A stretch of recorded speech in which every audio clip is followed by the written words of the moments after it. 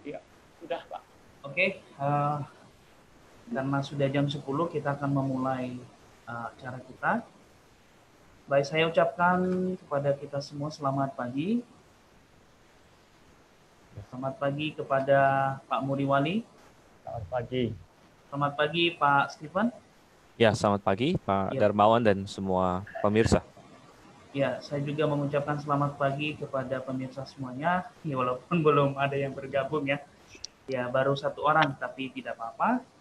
Oke, sebelum kita masuk pada pemaparannya langsung, saya terlebih dahulu mengundang kita untuk berdoa. Kita bersatu dalam doa.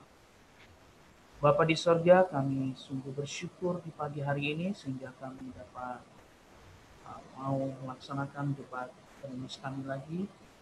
Kiranya Engkau memberkati kedua narasumber kami dan acara ini berjalan dengan baik dan biarlah orang-orang yang ikut berpartisipasi di Zoom ini dapat membandingkannya mana lebih benar sesuai dengan kebenaran firman. Sebab itu kami serahkan seluruh hidup kami ke dalam tangan. Dalam nama Tuhan Yesus Kristus kami berdoa dan mengucap syukur. Amin. Baik, sebelum kita masuk pada inti acara kita di pagi hari ini, saya akan membacakan terlebih dahulu. Namun sebelum saya membacakannya, perkenalkan nama saya Darmawan Sadaki.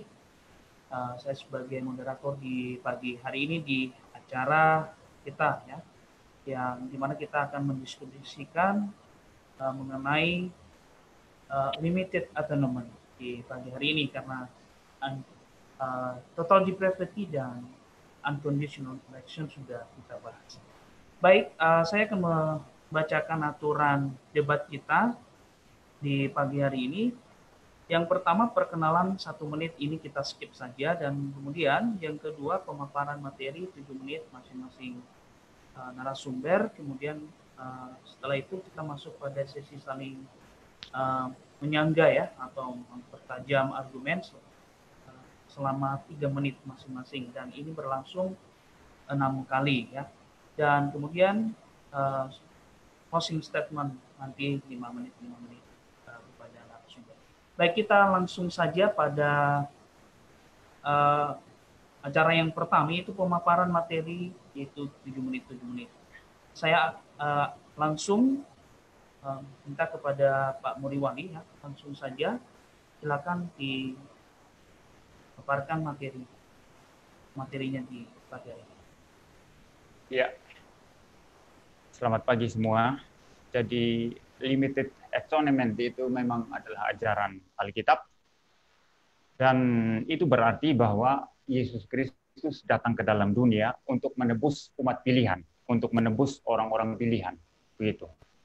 Jadi karya penebusan Kristus itu hanya efektif terbatas pada orang-orang pilihan.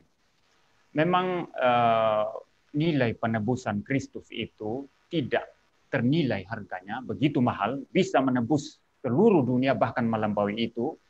Tetapi karena Yesus datang hanya untuk orang-orang pilihan, maka penebusannya hanya bisa terjadi atau efektif pada orang-orang pilihan. Dengan demikian, Yesus datang untuk orang-orang pilihan. Ada begitu banyak bagian Alkitab yang menyatakan kepada ini bahwa penebusan Kristus itu bersifat terbatas. Itu yang pertama, kalau kita membaca dalam Matius 1 ayat 21 dikatakan Yesus hanya datang untuk umatnya. Lalu Matius 20 ayat 28 dia datang untuk menjadi tebusan bagi banyak orang ya, for many ya begitu. Bukan semua orang tetapi banyak orang ya. Lalu kemudian juga Yohanes 10 ayat 11 dikatakan Yesus datang untuk domba-dombanya. Yohanes 11 ayat 51 52 Yesus datang untuk menebus anak-anak Allah. Lalu kemudian Yohanes 15 ayat 13 untuk sahabat-sahabatnya. Kisah 20 ayat 28 itu untuk jemaat Allah. Lalu Roma 8 32 33 itu untuk orang-orang pilihan. Lalu kemudian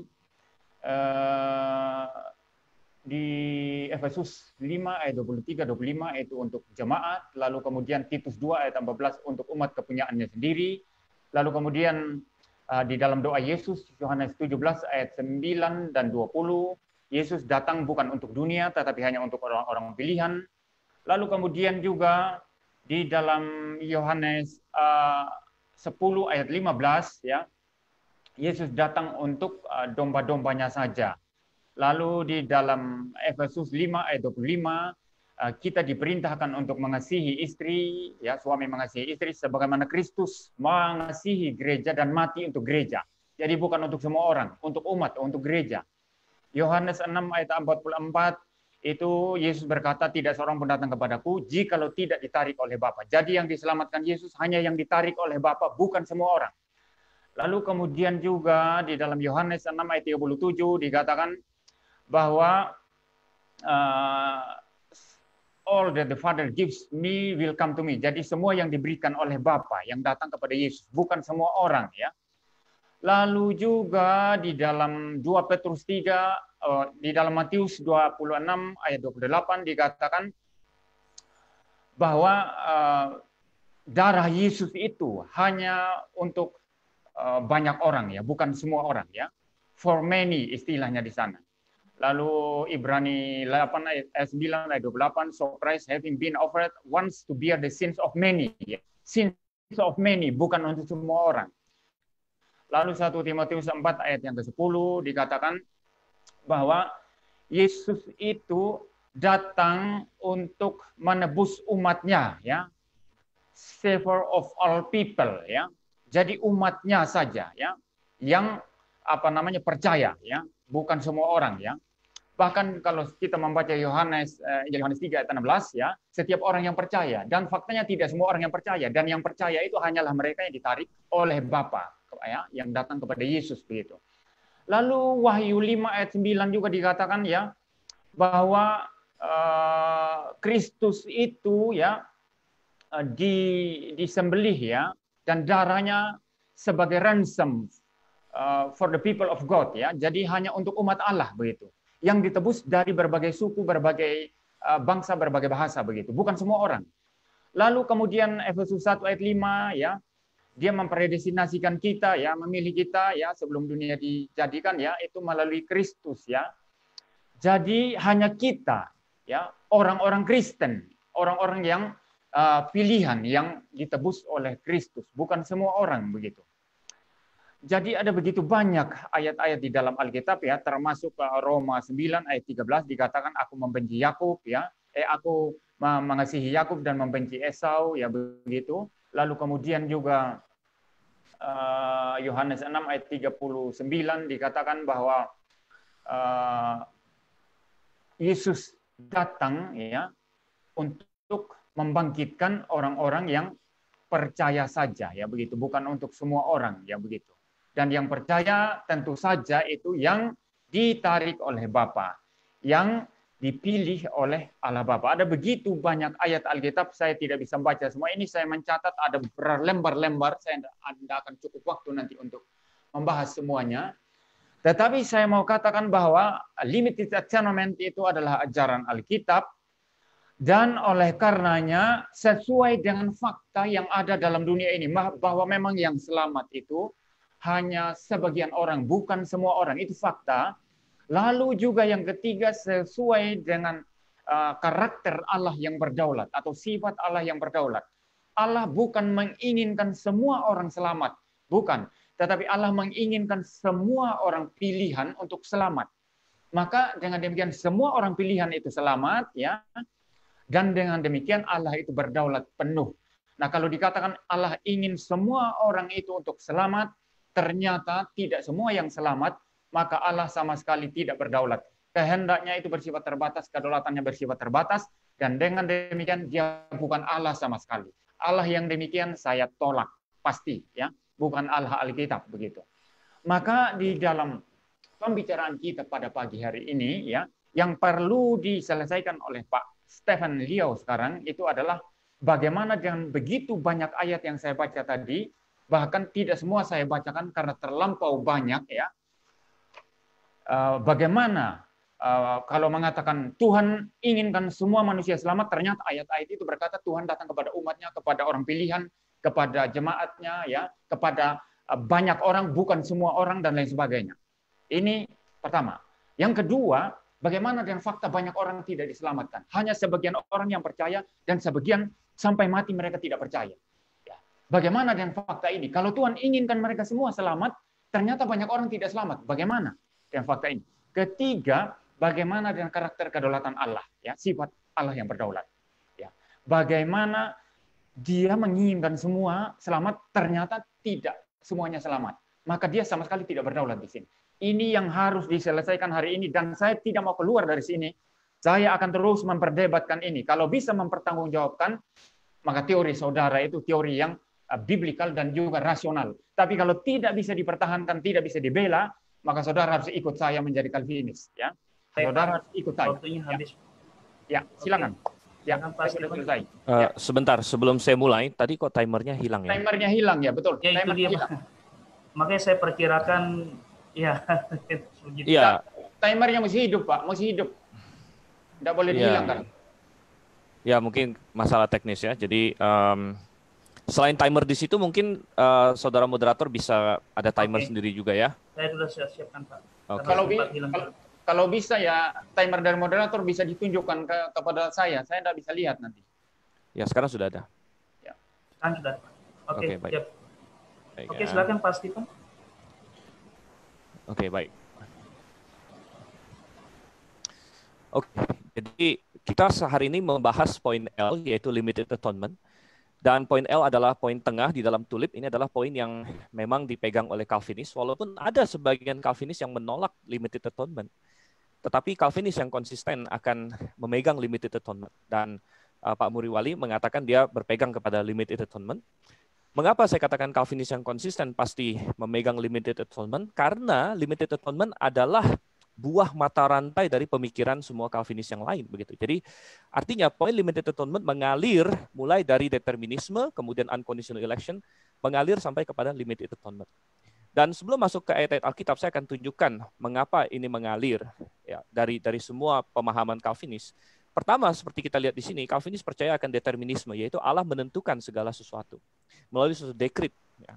Dan segala sesuatu maksudnya segala sesuatu, termasuk pikiran manusia, termasuk dosa ditentukan oleh Tuhan. Sebagaimana sudah kita kutip dalam John Calvin, bahwa Tuhan mengatur, arrange, bahwa Adam jatuh dalam dosa.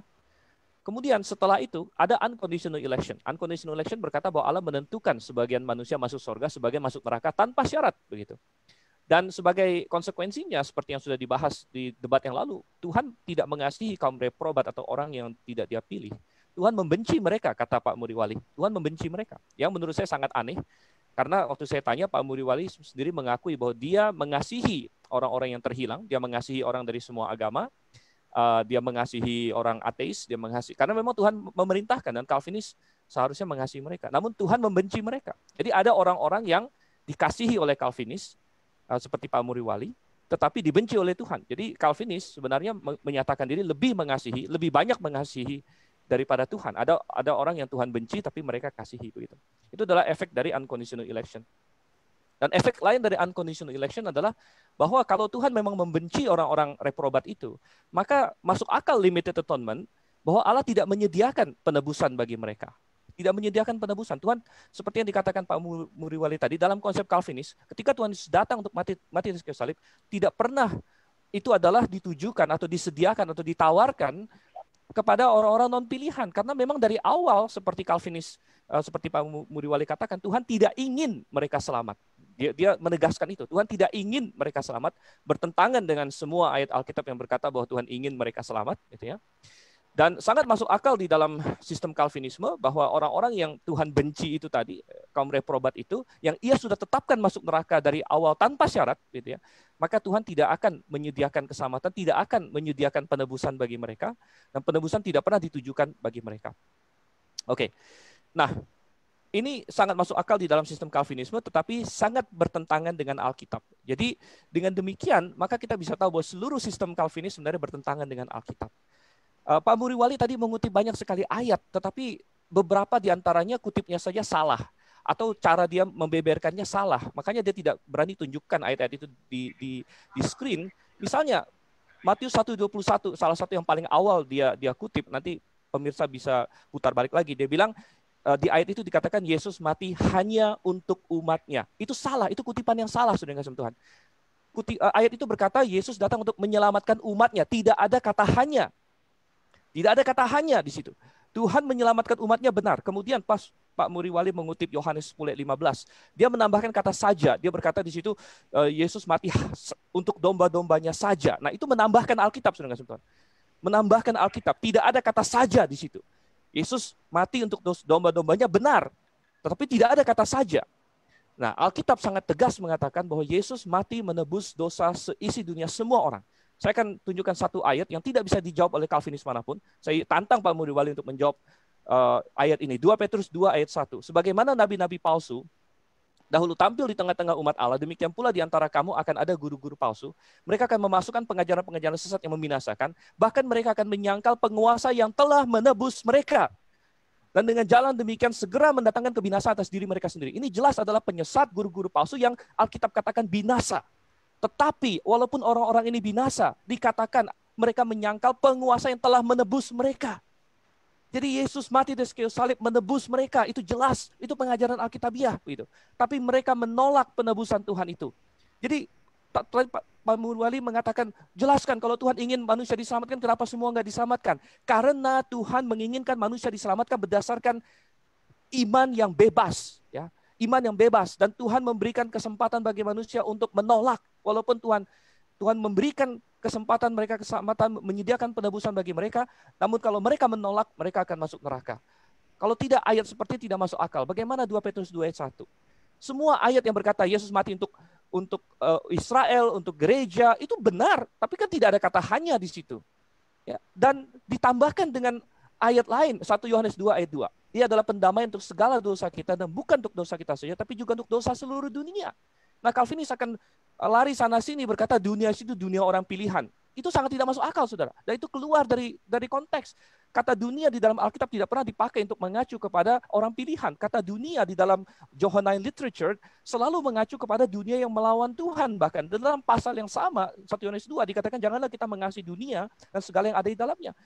Tetapi Yesus dikatakan mati bukan hanya untuk dosa kita saja, kita ini adalah orang-orang percaya, saudara. Tapi juga untuk dosa seluruh dunia, sangat jelas sekali. Jadi membaca Alkitab itu tidak boleh separuh. Anda kutip separuh Alkitab, Anda abaikan yang lain, jadinya sesat seperti Calvinis. Tapi kalau kita melihat semuanya, maka kita melihat bahwa Tuhan mati untuk semua manusia. 1 Timotius 2 ayat 5-6. Yesus Kristus katanya, saya katakan, telah menyerahkan dirinya sebagai tebusan bagi semua manusia. Semua manusia. Jadi percuma Anda, kalau berdasarkan logikanya Pak Muriwali, kalau dikatakan begini, Paulus berkata, Yesus telah mati untuk aku. Berarti cuma untuk Paulus dong? Kan tidak. Ya. Karena Paulus tidak berkata hanya untuk saya. Melainkan Paulus berkata, untuk aku benar. Gitu. Ada ayat lain bilang untuk semua. Maka kesimpulannya apa? Ya untuk semua. Semua itu kan termasuk Paulus. Semua itu termasuk banyak juga. Tadi dikutip ayat yang banyak. Benar banyak. Ya, banyak, semua itu bisa banyak, saudara kasih Tuhan. 1 Timotius 4 ayat 10. Itulah sebabnya kita berjerih payah dan berjuang karena kita menaruh pengharapan kita kepada Allah yang hidup juru selamat semua manusia, terutama mereka yang percaya. Jadi semua manusia ini dikontraskan dengan mereka yang percaya, berarti semua manusia lebih dari yang percaya, berarti semua manusia adalah semua manusia. Oke. Pada saat ini kita masuk pada sesi saling menyangga ya, 3 menit. Baik, saya langsung saja silakan kepada Pak Muriwali. Ya. Jadi saya tidak mau melebar kemana-mana. Ini Pak Stephen kan sifatnya mau melebar kemana-mana. Saya tidak mau ya. Jadi saya tadi bukan mengutip ayat, tapi saya memberikan prinsip ayat-ayat yang saya bacakan. Kalau saya baca satu-satu, hanya 2-3 ayat yang saya bisa baca dalam waktu begitu singkat ya. Jadi keliru Anda kalau bilang saya itu mengutip ayat. Saya mengatakan Yesus datang untuk domba-dombanya. Berarti itu apa? Hanya untuk domba-dombanya saja. Itu perkataan saya. Kesimpulan saya atas pembacaan itu. Yesus datang untuk umatnya. Betul. Yesus datang untuk banyak orang. Betul. Tetapi itu hanya untuk orang-orang pilihan saja. Begitu ya Pak Stephen ya. Ya, jadi keliru Anda kalau saya mengatakan saya kutip Alkitab tadi. Saya menyatakan prinsip-prinsip Alkitab di mana saya kutip begitu banyak, saya rujuk begitu banyak ayat tadi. Itu yang pertama. Lalu yang kedua, istilah dunia ya. Istilah dunia apa masalahnya? Memang orang-orang pilihan itu tinggal di dalam dunia. Ya, semua tinggal dalam dunia. Berarti Yesus mengasihi dunia. Yesus mengasihi dunia di mana di dalamnya ada orang-orang pilihan. Yesus mengasihi orang-orang pilihannya yang tinggal di dalam dunia. Apa problemnya? Ya. Lalu yang berikut sekarang masalah istilah semua. Ya. Semua orang. Semua orang. Kalau Anda berkata semua orang di seluruh dunia, maka ini menabrak ayat-ayat yang mengatakan Yesus datang hanya kepada umatnya, hanya kepada domba-dombanya. Lalu yang kedua, bagaimana fakta di dunia ini ada banyak orang tidak diselamatkan? Anda mesti jawab ini. Saya kejar ini sekarang. Saya tidak mau lari kemana-mana. Ya. Lalu yang ketiga, bagaimana dengan sifat kedaulatan Allah? Kalau Tuhan inginkan semua selamat, ternyata tidak semua selamat. Ya. Ya. Maka Allah yang Anda percaya itu Allah yang tidak berdaulat. Ini Allah yang sangat tidak berdaulat. Itulah yang Anda percaya. Begitu ya. Jadi Anda mencoba membawa narasi ini ke lari sana-sana, tidak. Saya mau fokus ini sekarang. Sampai habis debat ini saya fokus ini. Anda mesti selesai problem ini. Kalau tidak, sistem teologi Anda itu tidak dapat dipercaya, tidak dapat disandari, tidak layak untuk diajarkan. Lalu tadi saya singgung sedikit mengenai istilah determinisme. Anda fitnah di sini, Pak. Calvin tidak pernah merujuk kepada determinisme. Apa itu determinisme? Sesuatu yang ditetapkan oleh sesuatu yang non-pribadi, non-personal, impersonal. Begitu. Terjadi begitu saja. Itu determinisme.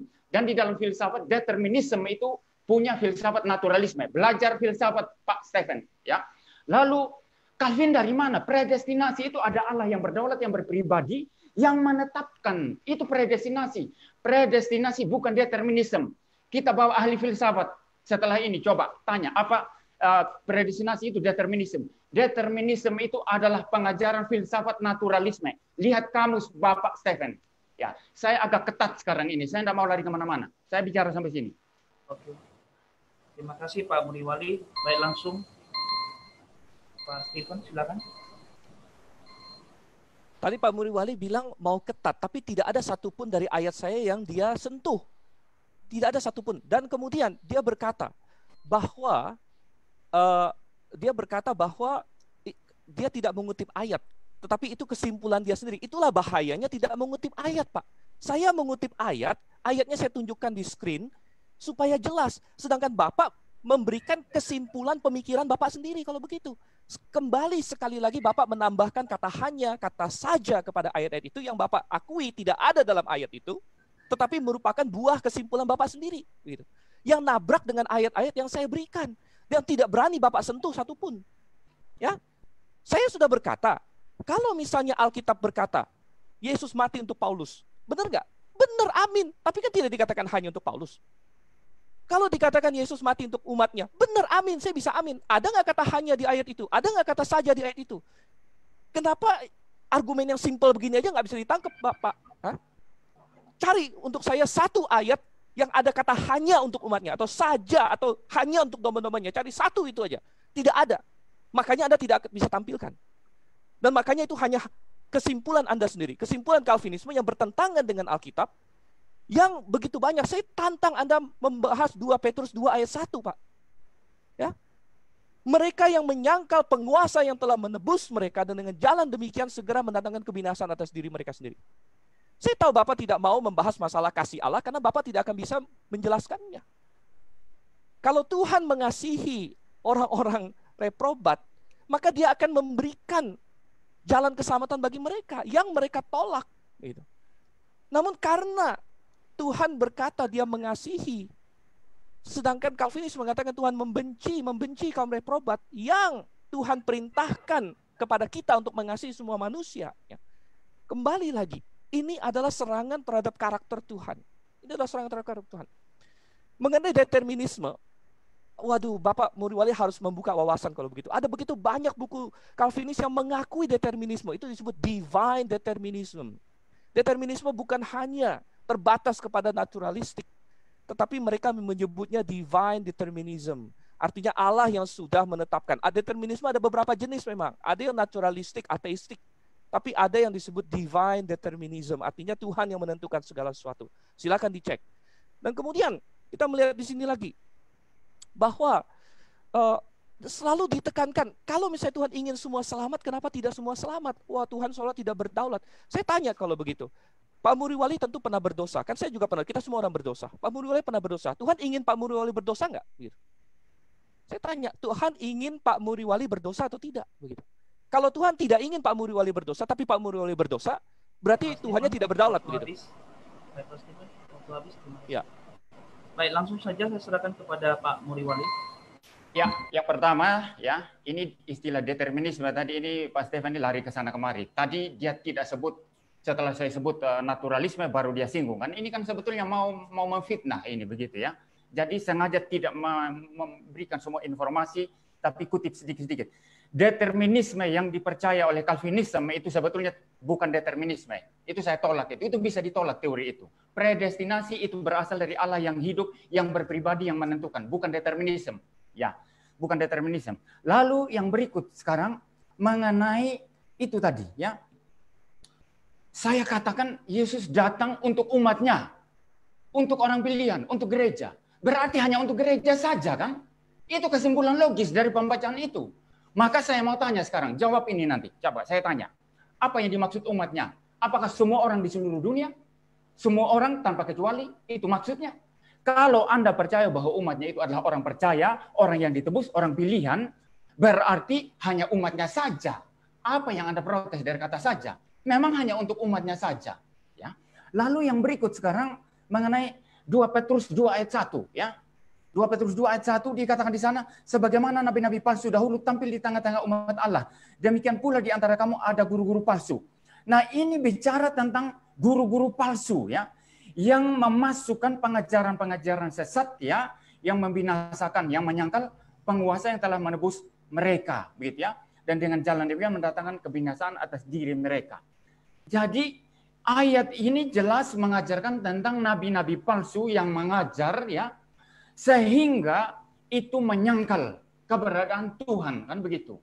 Dan siapa yang percaya kepada pengajaran nabi-nabi palsu ini pasti binasa. Dan kalau mereka binasa, mereka bukan orang pilihan. Lalu apa problem ayat itu?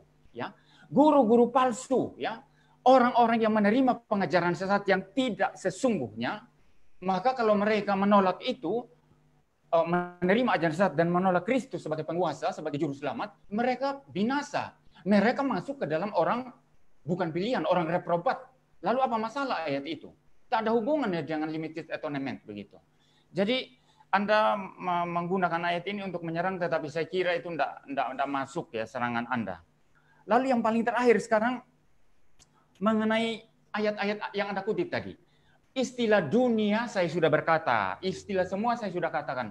Itu maksudnya orang-orang pilihan, semua orang-orang pilihan. Anda buka ayat apa saja yang berbicara tentang umat, tentang gereja, tentang dunia, ya itu bicara orang-orang pilihan. Karena begitu besar kasih Allah akan dunia ini. Dunia apa? Dunia yang ada orang-orang pilihan di dalamnya. Tuhan mau menyelamatkan orang-orang pilihan, bukan semua orang. Dan itu sebabnya sesuai dengan fakta dan sesuai dengan natur Allah yang berdaulat. Baik, Anda mesti fokus di sini, fokus di sini. Waktu habis, Pak. Oke, terima kasih Pak Muri. Langsung saja saya serahkan kepada Pak Stephen, silakan. Baik. Susah ya, tidak ada obat kalau misalnya orang memang sudah kekeh pada pendiriannya sehingga apa yang sudah jelas di depan mata malah dilanggar begitu. Tadi Pak Muriwali membahas 2 Petrus 2 ayat 1, membaca sebagian, namun tidak membaca intinya gitu. Lalu dia bilang ini bicara mengenai guru-guru palsu yang menyangkal penguasa mereka dan akan binasa. Jadi dia bilang apa masalahnya? Apa masalahnya? Masalahnya Pak Muriwali adalah di ayat ini dikatakan menyangkal penguasa mereka yang telah menebus mereka. Itu bagian yang Bapak tidak baca tadi. Dan itu yang menjadi masalah bagi limited atonement, Pak. Begitu. Saya heran ayatnya sudah di depan mata, tapi masalah utama, poin utamanya malah dilompatin gitu, tidak dibahas sama sekali. Lalu tanya masalahnya di mana? Masalahnya adalah ini adalah orang-orang yang binasa, seperti Bapak akui tadi. Ini orang yang binasa, ini nabi-nabi palsu, tapi ayat Alkitab dengan jelas, dengan tegas mengatakan bahwa Tuhan Yesus, penguasa yang mereka sangkal itu telah menebus mereka. Gitu. Bapak lari dari ayat ini, katanya mau fokus gitu. Silakan, penguasa yang telah menembus mereka, mereka ini adalah orang-orang yang Bapak akui binasa begitu. Ini adalah kaum reprobat begitu. Saya tantang Calvinis manapun untuk menjelaskan ayat ini. Oke? Belum lagi kita bicara yang lain, belum lagi kita bicara yang selalu dihindari dari tadi bahwa oke lah, memang saya tahu pasti dihindari karena tidak bisa menjawab bahwa Calvinis lebih mengasihi dari Allah mereka. Calvinis lebih mengasihi dari Allah mereka karena dia mengasihi orang reprobat, karena Tuhan perintahkan kita mengasihi semua manusia, Ya, tetapi Tuhan sendiri tidak mengasihi mereka. Saya tidak bisa percaya Allah yang demikian. Allah saya Allah yang maha kasih. Masa kalah kasih dari saya begitu? Itu aneh, bin ajaib. Nah, mengenai kedaulatan Allah, tadi saya tanya Pak Muriwali. Pak Muriwali pernah berdosa? Saya yakin pernah, pasti. Saya juga pernah berdosa, bukan saya mau menyudutkan Pak Muriwali. Pak Muriwali pernah berdosa. Apakah Tuhan ingin Pak Muriwali berdosa? Nah, dari jawaban di situ ketahuan. Kalau Tuhan ingin Pak Muriwali berdosa, berarti Allah apa yang ingin manusia berdosa? Kalau Allah tidak ingin Pak Muriwali berdosa, di mana letak kedaulatan Allah? Tuhan tidak ingin Pak Muriwali berdosa, tapi Pak Muriwali berdosa. Ayo, di mana kedaulatan Allah di situ? Jawabannya gimana? Itu bisa menjawab kenapa Tuhan ingin semua diselamatkan, tapi tidak semua diselamatkan. Sama jawabannya itu sebenarnya. Gitu. Jadi sangat jelas saudara yang kasih dalam Tuhan. Belum lagi ayat-ayat yang lain. Ini baru satu ayat. 1 Yohanes 2 ayat 2. Untuk dosa seluruh dunia. Tadi Pak Muriel berkata dunia selalu dalam Alkitab mengacu pada orang pilihan. Salah total, Pak. Silakan dicek di dalam literatur Johannine segala macam, dunia mengacu terutama 1 Yohanes. Kosmos di situ mengacu kepada dunia yang menentang Tuhan. Di dalam 1 Yohanes 2 ayat 2 masih pasal yang sama. Ayatnya yang ke-15 dikatakan di situ bahwa janganlah mengasihi dunia. Waktunya habis. Oke, baik, silakan. Baik, Pak Muriwali, silakan. Ya, mengenai 2 Petrus 2 ayat 1 tadi ya. Jadi orang-orang nabi palsu ini memang mereka itu adalah orang-orang yang binasa ya.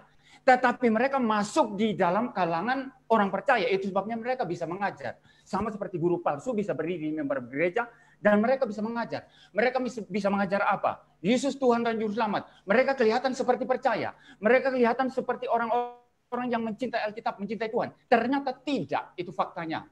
Maka bisa mereka mengajar dan dengan demikian mereka menyangkal Yesus sebagai penguasa di mana menurut pandangan mereka padahal sesungguhnya tidak, bahwa Yesus itu juru selamat padahal sesungguhnya tidak, ya. Jadi menyangkal penguasa Yesus juru selamat menurut pandangan mereka yang palsu. Seperti itu, Anda mesti lihat dari perspektif itu. Kalau tidak, benturan dengan begitu banyak ayat Alkitab nanti. Lalu sekarang mengenai ingin berdosa, ya. Anda kurang tuntas memahami Calvinisme. Anda katakan pengajar Calvinisme di sekolah Anda tapi tidak tuntas. Manusia berdosa itu masuk dalam dekret Allah. Waktu saya berbuat dosa itu keinginan saya sendiri, ya, kemauan saya sendiri. Tetapi semua itu tidak keluar dari dekret Allah dan ketetapan Allah. Jadi itu sudah sesuai dekret Allah apa yang Anda tanyakan. Jadi baik pemilihan maupun saya berdosa, baik orang yang percaya itu yang limited ya, dengan saya berbuat dosa, semua sudah masuk dalam dekret Allah. Cuma waktu saya berbuat dosa, saya yang bertanggung jawab atas dosa saya, bukan Tuhan. Sudah terjawab ini. Anda katanya tuntas memahami Calvinisme tapi tidak paham tentang Calvinisme, ya. Lalu sekarang mengenai Calvinisme lebih mengasihi. Anda ini mau larikan topik debat hari ini. Sudah selesai yang lalu, ya. Saya berkata Tuhan mengasihi orang-orang pilihan. Kalau dia membenci para reprobat, dia membenci berdasarkan dosa-dosa mereka. Itu sudah jelas ya. Jadi saya tidak mau lagi dengar topik ini karena ini bagi saya pelarian isu ya. Kita fokus kepada topik ini tadi. Anda belum jawab. Bagaimana Tuhan Anda bisa berdaulat? Lalu bagaimana dengan fakta bahwa tidak semua orang diselamatkan? Ini tidak mungkin Anda jawab. Tidak mungkin Anda jawab ya. Tidak mungkin Anda bisa jawab. Pertanyaan saya yang terakhir tadi belum juga dijawab. Maksudnya umatnya apa? Semua orang atau apa? Kalau hanya gereja orang percaya berarti umatnya saja. Betul kan kata saya? Apakah maksudnya semua orang? Ini jawab, ini harus dijawab nanti. Apakah maksudnya semua orang? Jadi umat gereja, orang percaya, apa maksudnya seluruh dunia semua orang begitu? Jawab ini dulu. Ya, saya bicara sampai di sini. Saya tanya Pak Muriwali, nabi-nabi palsu itu ditebus oleh Tuhan Yesus atau tidak? Tidak ditebus pada prinsipnya, tapi mereka mengajar. Mereka tidak mengajar. Ditebus ya, tidak ditebus. Dengar dulu. Mereka mengajar bahwa Yesus juru selamat.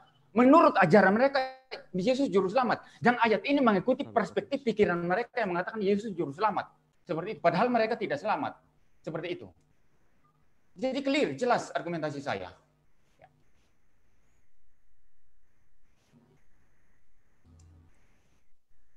Kok moderatornya mute? Moderator jangan mute dong. Halo moderator, jangan di mute. Nah, Oh iya. Maaf. nah. Oke, silakan. Oke, baik. Giliran saya. Jadi Pak Muriwali berkata bahwa Yesus tidak menebus mereka. Ayat berkata bahwa Yesus menebus mereka. Saya bacakan lagi ayatnya. Makanya ayat ini penting untuk dikutip dengan benar gitu.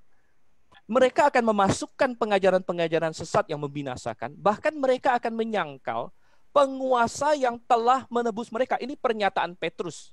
Pernyataan Petrus berarti pernyataan Roh Kudus. Roh Kudus berkata bahwa penguasa ini telah menebus mereka, tetapi mereka sangkal, dan karena itulah mereka binasa. Karena mereka menyangkal penguasa yang telah menebus mereka. Tidak dikatakan bahwa mereka menyangkal penebus yang dalam ajaran mereka menebus mereka. Bukan.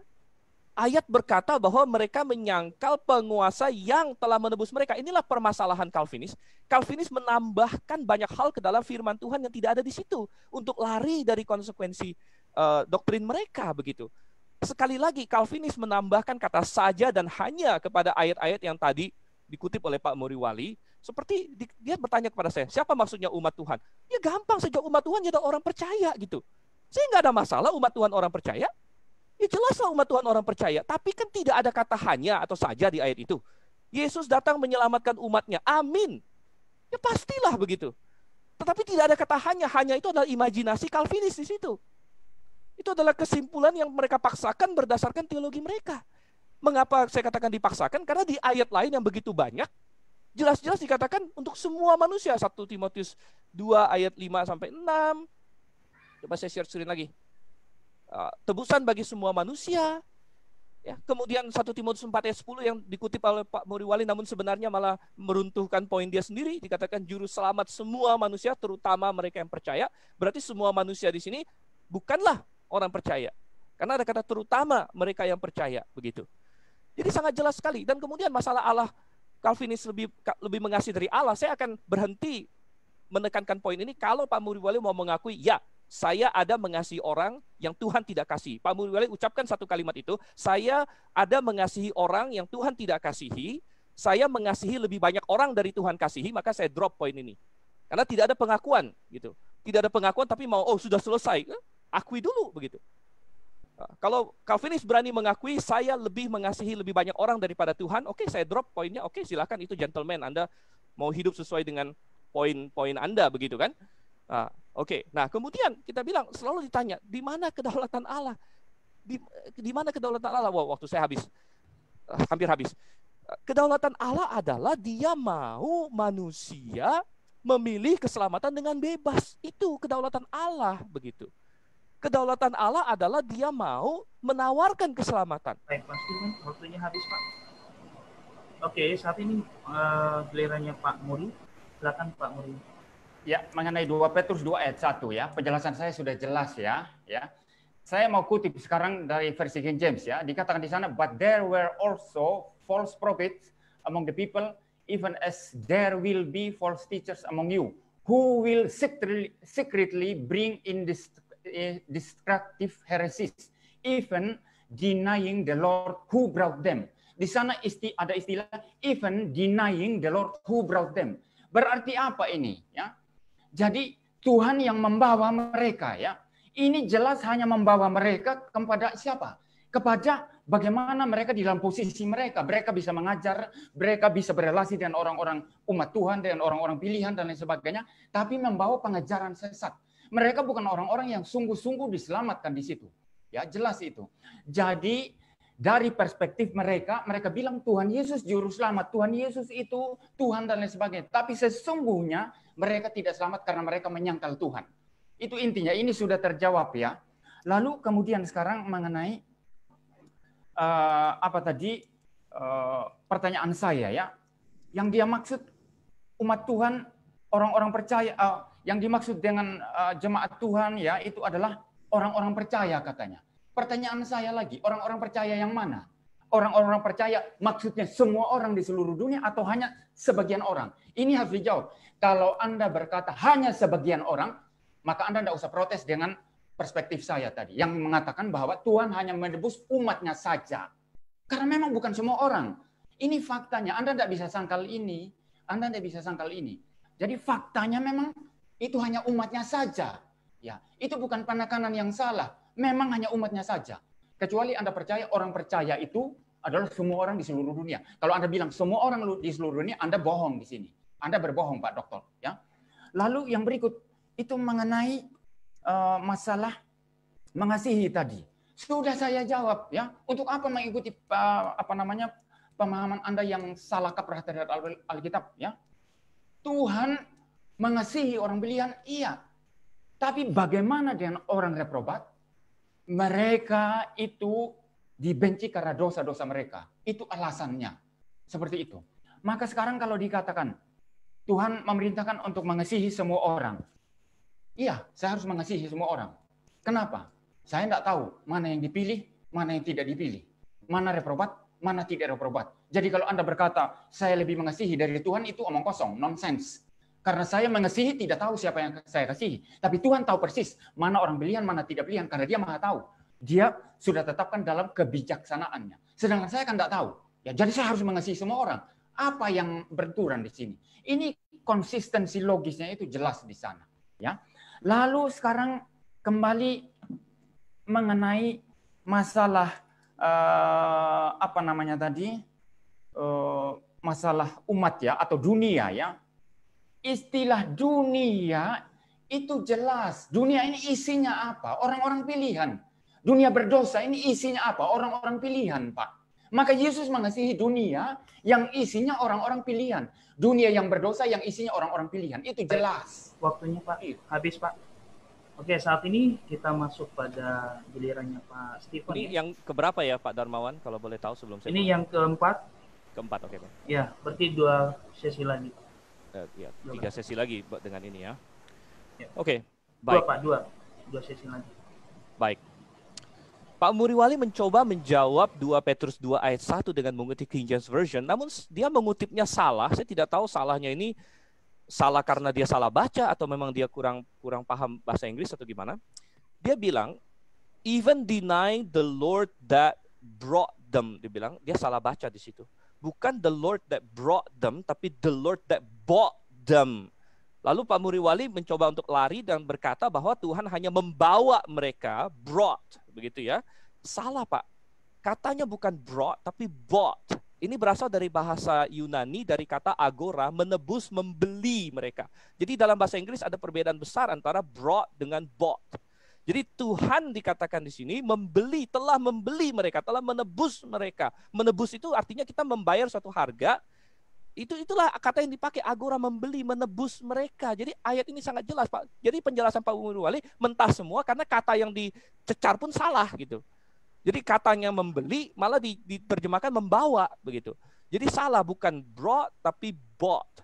Ya, jadi tetap ayat ini merupakan momok bagi Pak Muriwali dan menjadi momok bagi Calvinisme.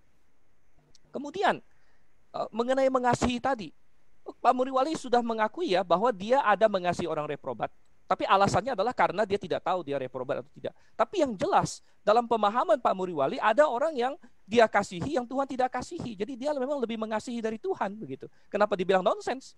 Benar dong. Misalnya saya mengasihi 2 orang, Pak Muriwali mengasihi 10 orang. Siapa yang lebih mengasihi? Ya Pak Muriwali lah begitu. Kalau saya mengasihi 1 orang, Pak Muriwali mengasihi 100 orang, ya Pak Muriwali lebih mengasihi. Jadi kalau Pak Muriwali mengasihi semua orang karena nggak tahu itu reprobat atau tidak reprobat, ya berarti sedangkan Tuhan sudah tahu yang mana dan dia tidak mengasihi yang reprobat, ya Pak Muriwali lebih mengasihi daripada Tuhan begitu, lebih banyak mengasihi. Itu sangat jelas sekali kenapa dikatakan nonsense begitu. Dan saya tidak bisa percaya Tuhan yang demikian. Dan di dalam Alkitab jelas sekali, masih ingat di Injil ada 1 orang muda kaya yang datang kepada Yesus tanya, "Guru, apa yang harus aku lakukan untuk mendapatkan hidup yang kekal?" Lalu Tuhan Yesus ngomong, akhirnya murid orang muda kaya itu pergi dari Yesus dan dikatakan bahwa Yesus mengasihi dia. Padahal dia orang yang tidak bertobat. Yesus mengasihi dia, Jesus love him, gitu ya. Kemudian kalau kita lihat lagi, ya, di dalam, saya share lagi, ya. Katanya dunia, Yesus mengasihi dunia, katanya dunia isinya orang pilihan. Pak, benar, dunia isi orang pilihan plus orang non pilihan, itu namanya dunia, Pak. Kalau dunia cuma isinya orang pilihan, belum ada dunia seperti itu. Dunia itu di mana-mana isinya orang pilihan plus orang non pilihan, begitu. Jadi itulah namanya dunia. Maksud Bapak hidup di dunia yang seperti apa? Apakah dunia Bapak itu cuma orang pilihan isinya? Kan dunia kan isinya orang pilihan plus orang non pilihan. Itu yang dikasih oleh Tuhan dan yang disediakan penebusan oleh Tuhan Yesus begitu. Aduh, semuanya bisa dibantah, cuman waktunya habis. Baik, untuk untuk memperjelas masih ada dua kali lagi lah untuk menyangga ya, dua kali lagi pasti lagi Pak. Dan jadi ini nomor 5 ya. Ini nomor 5 ya. Ya, sekarang nomor 5. Baik, langsung kepada Pak Muri, silakan. Ya, baik. Itu saya akui tadi saya terlalu cepat membaca, jadi saya membaca Braut tadi ya, padahal Baut di sana ya. Ya, jadi ini saya akui, ini saya keliru karena terlalu cepat membaca ya. Pak Stephen juga pernah itu dengan sengaja, mungkin mempunyai motivasi apa atau memang salah menerjemahkan kata-kata Calvin at his own pleasure ya, ke dalam senang begitu ya. Padahal dia pernah debat dengan Pak Budi Asali, dia terjemahkan dengan benar. Saya ada buktinya ya. Dia berkata apa? At his own pleasure itu kerelaan kehendaknya, katanya begitu. Saya ada buktinya Pak, begitu. Anda memutar kemarin itu apa mau membohongi saya atau apa, saya tidak tahu motivasinya ya. Tapi saya di sini saya akui saya keliru. Anda belum pernah mengakui Anda salah, Anda keliru ya. Masalah terjemahan itu. Saya ini akui salah karena terlalu cepat ya. Tetapi perspektifnya sama saja. Ini menurut nabi-nabi palsu itu, Yesus itu juru selamat Tuhan. Kami selamat, kata mereka. Padahal sesungguhnya tidak. Dan Petrus menulis itu menurut perspektif itu. Jadi nabi palsu ini ngajar Injil apa segala macam keselamatan dalam Yesus. Ternyata mereka itu nabi palsu. Dan tidak pernah selamat begitu. Saya sudah berulang-ulang menjelaskan ini, tapi Anda memang kan tidak mau paham kan begitu ya. Tidak mau memahami ya, karena mau ngotot saja itu tentang pemahaman Anda sendiri kan begitu. Lalu sekarang mengenai Tuhan lebih mengasihi. Keliru Anda. Sekarang saya ajukan fakta sekarang ya. Tuhan tahu semua orang pilihan. Bermiliar-miliar dari zaman Adam sampai Yesus datang kembali. Dia tahu semua. Ya, dia mengasihi bermiliar-miliar. Lah saya ini berhubungan dengan berapa banyak orang Pak? Berapa puluh juta orang. Saya tidak bisa berelasi dengan berjuta-juta orang atau 1 miliar orang. Paling hanya berapa ribu orang Pak.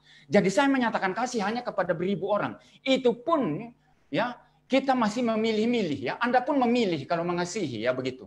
Maka di sini ya artinya apa? Tuhan lebih banyak mengasihi. Maka teori Anda tadi yang mengatakan Calvinisme lebih mengasihi daripada Tuhan itu nonsense itu, absurd itu, mustahil itu.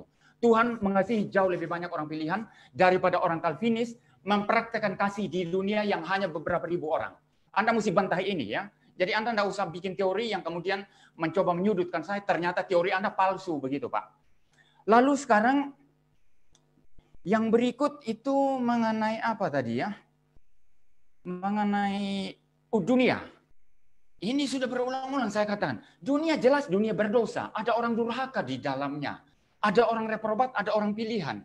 Tetapi kalau Alkitab berkata, karena begitu besar kasih Allah akan dunia ini sehingga ia mengaruniakan anaknya yang tunggal, itu merujuk kepada dunia di mana ada orang-orang pilihan di dalamnya. Memang dunia ada orang-orang reprobat, ada orang durhaka. Tetapi ada orang pilihan, maka Yesus mengasihi dunia. Yesus datang kepada orang-orang pilihan di dalam dunia. Baik, dan ini konsisten dan seluruh ayat-ayat Alkitab yang saya bacakan. Baik, terima kasih Pak Muri. Saat ini gilirannya Pak Stephen.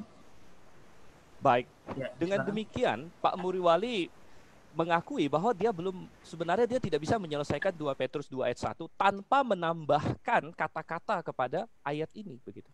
Dia harus membaca ayat ini dengan tambahan kata-kata seperti semua yang Calvinis lakukan dengan ayat-ayat yang lain. Karena ayat ini dengan tegas berkata, bahkan mereka akan menyangkal penguasa yang telah menebus mereka. Penguasa yang telah menebus mereka. Jadi sebenarnya poin Petrus adalah penguasa sudah tebus mereka, malah mereka sangkal gitu.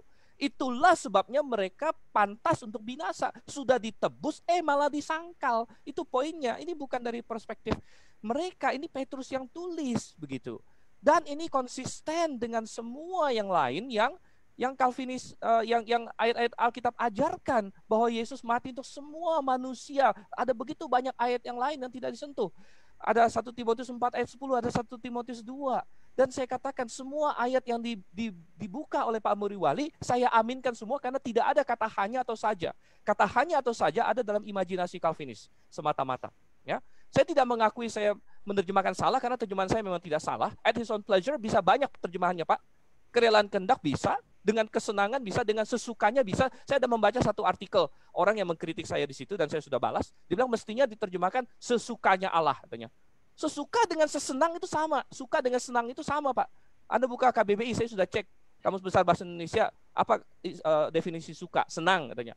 Jadi artinya apakah Tuhan menetapkan sesuatu yang dia tidak senang gitu? Itu bisa jawab nggak? Apakah Tuhan menetapkan sesuatu yang dia benci? Saya benci ini, tapi saya menetapkannya, kan aneh gitu kan? Nah, oke, jadi nggak ada masalah di situ. Kemudian kita melihat lagi, kita melihat misalnya, ya, yang dari tadi belum dijawab misalnya, ya.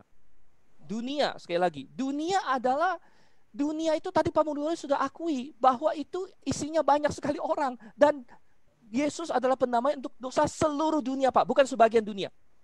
Jadi Bapak tidak bisa mengkotakkannya, oh, dunia kan ada isinya orang pilihan, ada isinya orang non pilihan. Benar, itu benar, Pak. Tetapi apa katanya? Seluruh dunia, bukan sebagian dunia, bukan dunia bagian orang pilihan saja. Oke, ini perlu dijawab. Kecuali dikatakan dunia bagian orang pilihan gitu.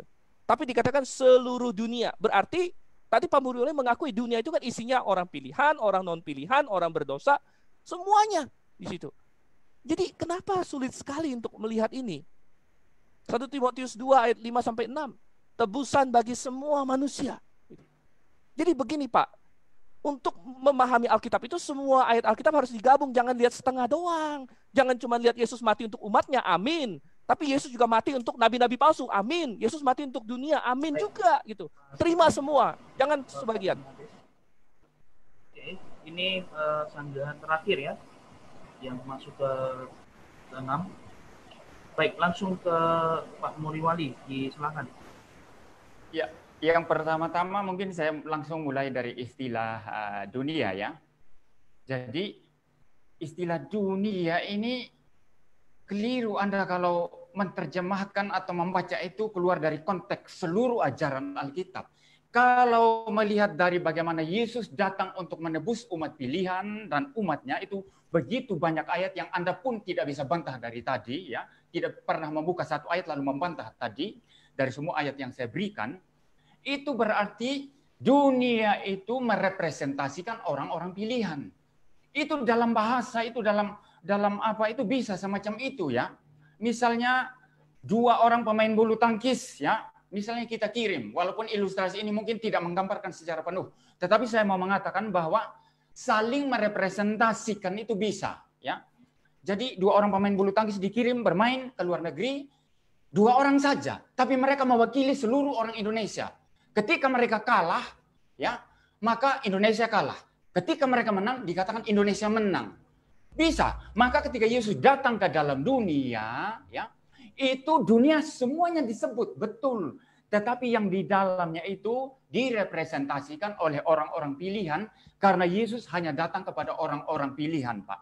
Ya, Anda nggak bisa membaca Alkitab tanpa konteks seluruh Alkitab, ya, tanpa memahami bagaimana bernalar secara logis, ya, untuk mengharmoniskan seluruh bagian-bagian Alkitab. Calvinisme tidak demikian, Pak, ya.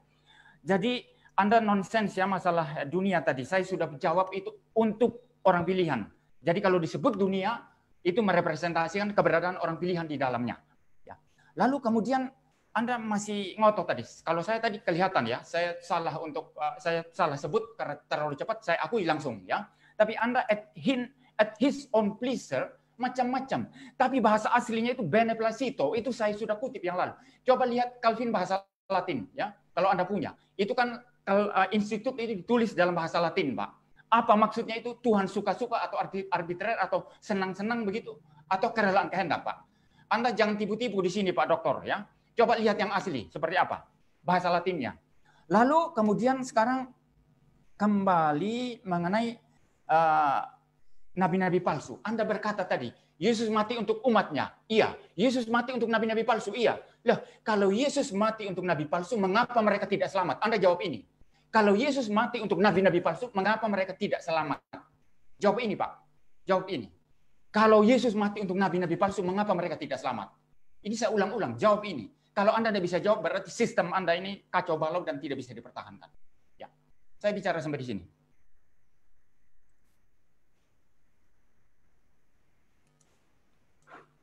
Moderator tolong di-unmute.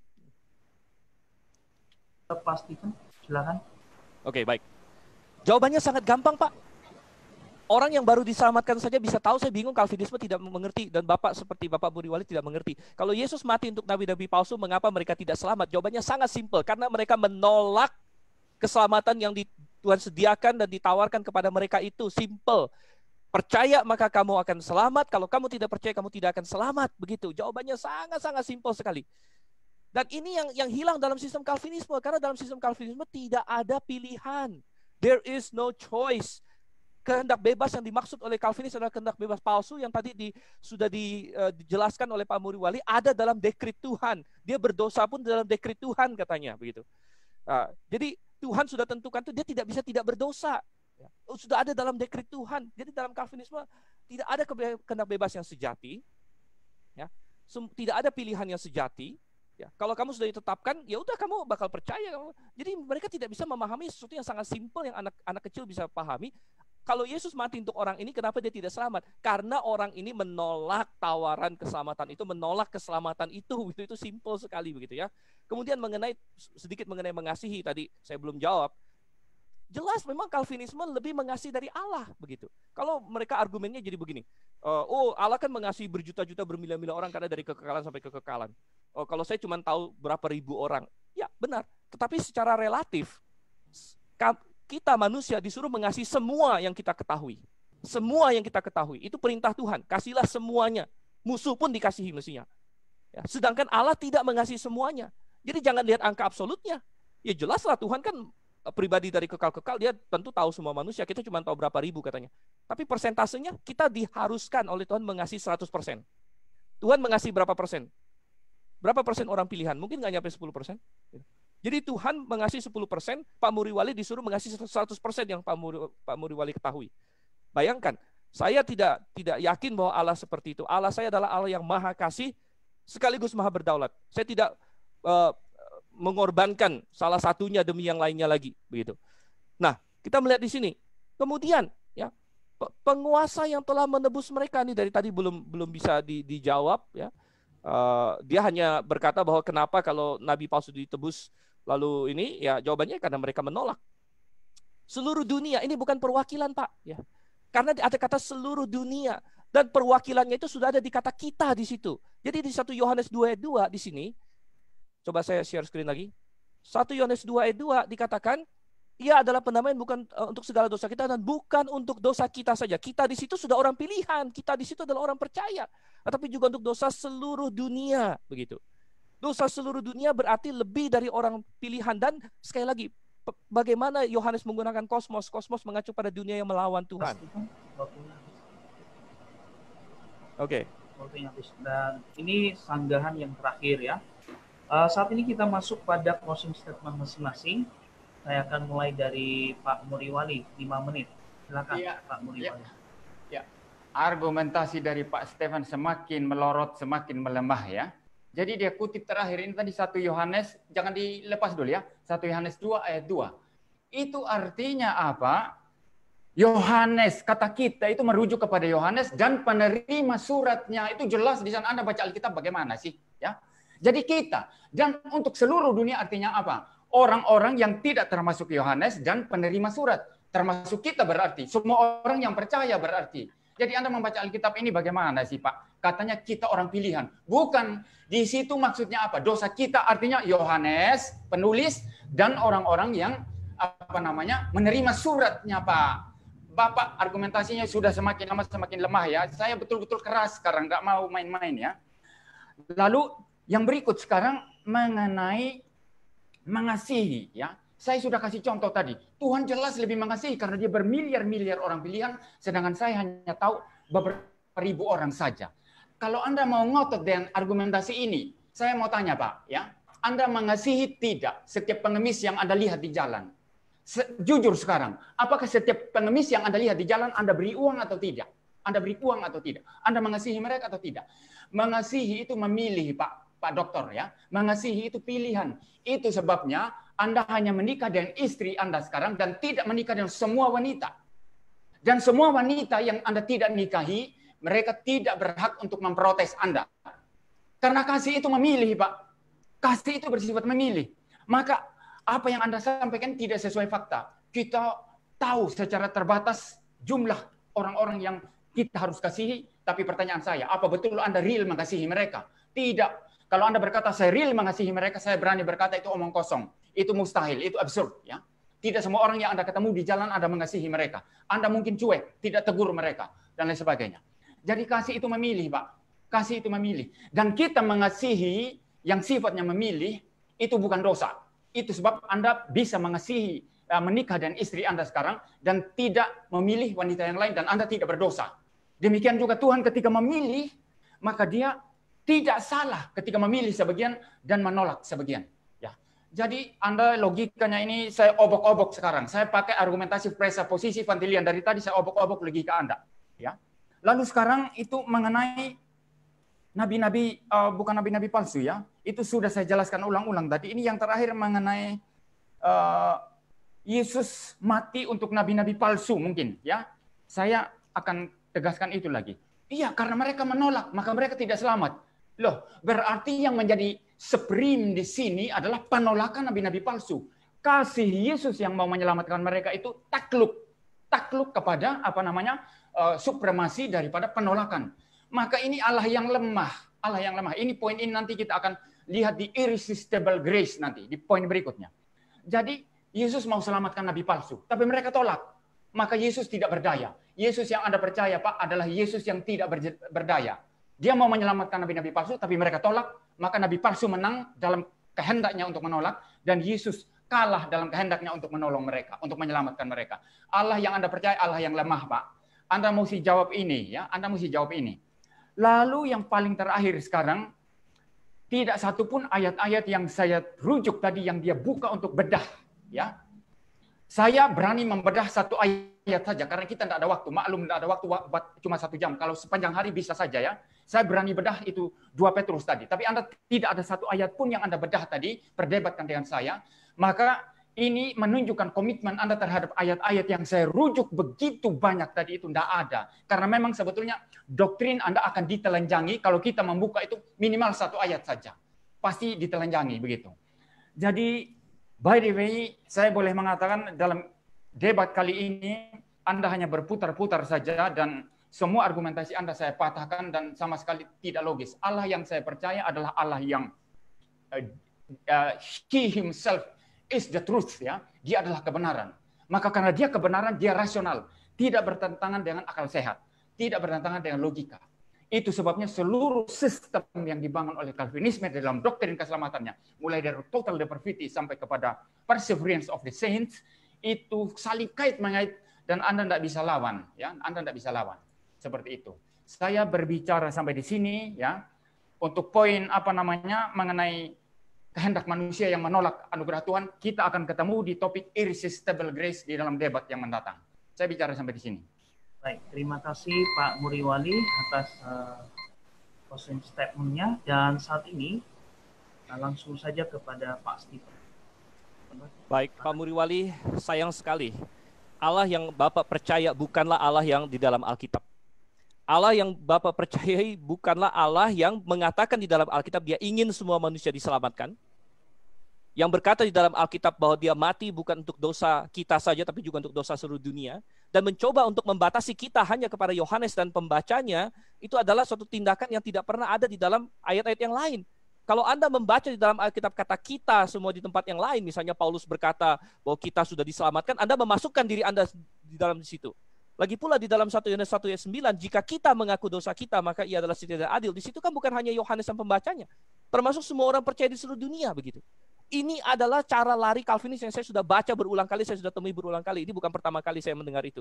Mereka selalu larinya bahwa kita di situ adalah, itu cuma Yohanes dan para pembacanya saja. Tidak, ya, tidak ada ayat lain di Alkitab yang diperlakukan seperti itu. Ya, sesuai dengan konteksnya. Ini jelas kita di sini mengacu kepada semua general orang percaya yang akan membaca 1 Yohanes sampai sekarang. Nah, dikatakan tapi juga dan bukan untuk dosa kita saja, tapi juga untuk dosa seluruh dunia. Allah yang Bapak percayai, tadi Bapak mengambil ilustrasi pernikahan, itu ilustrasi yang baik. Ya. Katanya kita tidak bisa mengasihi semua orang, tidak semua orang bisa menjadi istri kita. Oke, itu kalau istri. Ya. Tetapi keselamatan kan tidak dibatasi kepada satu orang. Kalau istri dibatasin satu orang, Pak. Tapi keselamatan tidak dibatasi kepada satu orang. Lagi pula, kalau orang mau mengasihi, kalau Bapak mau mengasihi, saya tidak tahu Pak Muri sudah menikah atau tidak. Katakanlah sudah menikah. Kalau Bapak misalnya mau mengasihi seorang wanita sebagai istri, wanita itu dikasih pilihan untuk menolak atau tidak, Pak? Gitu. Dikasih pilihan untuk menolak atau tidak? Gitu. Atau Bapak paksa gitu. Wah, saya setel dia supaya saya mau mengasihi dia. Kalau saya tidak berhasil mengasihi dia, kalau dia bisa tolak saya, maka kasih saya gagal begitu. Pernikahan menggambarkan kasih Kristus kepada manusia. Makanya dalam pernikahan kasih itu bebas ditolak, bebas diterima. Dan di dalam Alkitab jelas Yesus mengatakan bahwa dia mengasihi.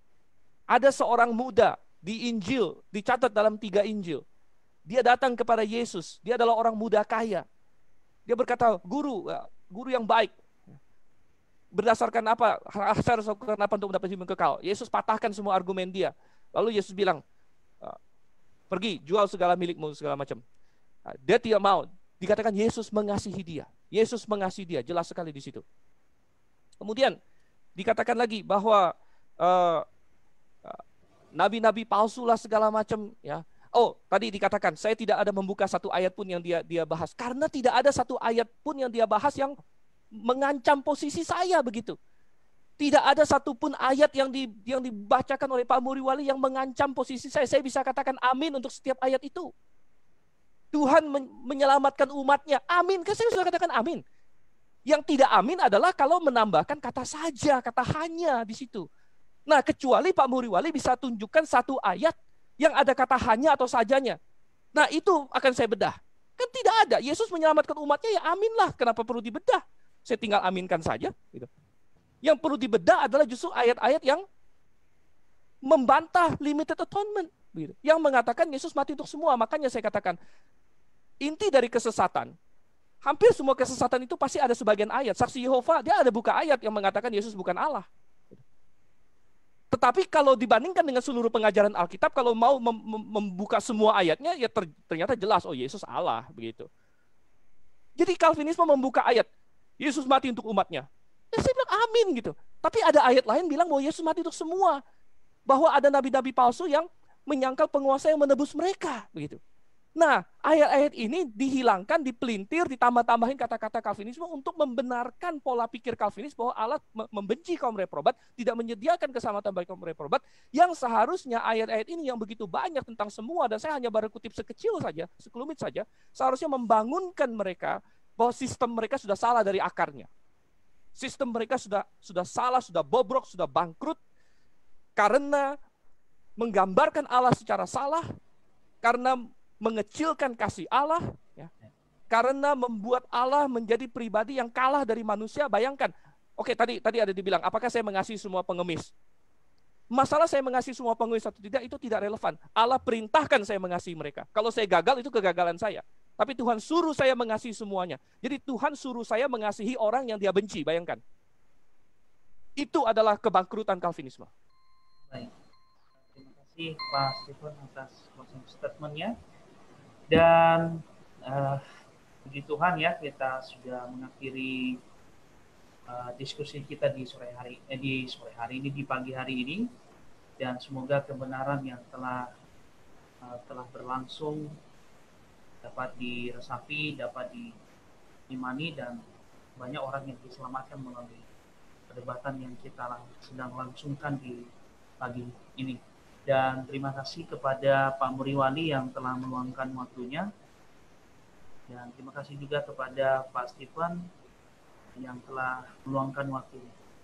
Dan kepada Pak Muriwali ya, mungkin minggu depan giliran orang Bapak yang menjadi moderator ya. Dan semoga minggu depan tidak ada halangan dan dapat berjalan lagi ya Pak ya.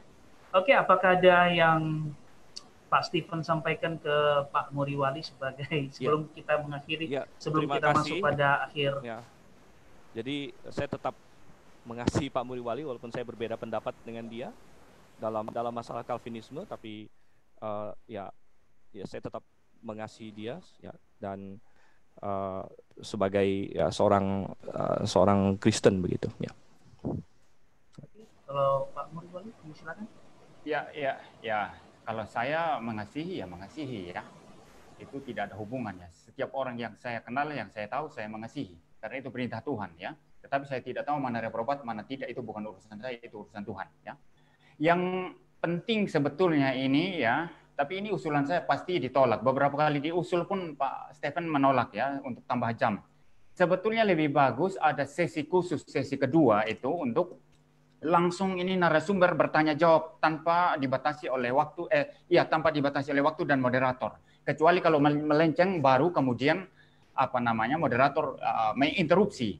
Karena ini bagi saya ada pertanyaan-pertanyaan yang sebetulnya kita perlu terus untuk tanyakan sampai betul-betul lawan debat kita itu bisa tidak mempertahankan atau tidak bisa mempertahankan. Itu sebetulnya esensinya. Tapi beberapa kali saya mau usul untuk penambahan jam dan lain sebagainya, Pak Stephen selalu menolak, betul. Jadi terserah saja, ini hanya usul saya. Kalau tidak diterima, ya kita lanjut seperti biasa. Setahu saya format ini pertama diajukan oleh Pak Muriwali ya. Jadi yang mengusulkan format ini 7 menit, 3 kali 6 ini betul. Pertama kali diajukan oleh pihak Pak Muriwali. Jadi saya setujui waktu itu, gitu ya. Hanya saja saya berpikir kalau kita ubah format di tengah-tengah itu agak aneh begitu. Kalau mau dari awal, begitu kan? Karena kan sudah ada banyak sesi yang formatnya begini. Lalu kalau tiba-tiba di tengah diubah jadi aneh. Tapi nggak, ya kita bisa bicarakan, gitu ya. Jadi, tapi saya rasa cukuplah untuk hari ini. Gitu. Ya. Baik, sebelum kita mengakhiri, kita bersatu dalam doa. Bapa di sorga, kami sungguh bersyukur di pagi hari ini atas penyertaan-Mu, sehingga kami dapat menyelesaikan diskusi kami di pagi hari ini, dan biarlah kiranya para pemirsa dapat menilai mana yang benar dan hidup dalam kebenaran tersebut. Terima kasih Bapak, dalam nama Yesus Kristus kami berdoa dan bersyukur. Amin. Baik, selamat pagi bagi kita semua. Maranatha.